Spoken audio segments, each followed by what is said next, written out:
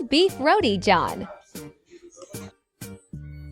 Ni pulled beef brisket yang telah dimasak selama 1 malam. Dia akan jadi macam ni lah, hancur-hancur. This one is mac and cheese yang kita orang pairkan dengan our pulled beef. Ni caramelized onion. Kita orang masak ni for 8 hours ke tau. Setiap hari kita orang masak 3 guni bawang. This one is our homemade roti. Kita orang use brioche bread for kita punya roti john.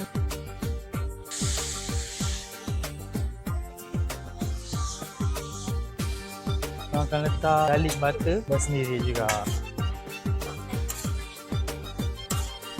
Pulled beef kita ada semua sos. Ada mayo sikit, chili sikit, punya homemade barbecue. Cheese sauce kita yang kita orang pakai untuk sini. Kita letak 100 to 150 gram of pulled beef. Kita letak kita punya creamy mac and cheese. So this is roti john pulled beef yang berharga RM24. Lepas tu roti john kita orang ni, kita orang hanya buka dalam bulan puasa sahaja. Luar daripada bulan puasa, menu-menu ni semua kita orang habiskan. Tak ada lah.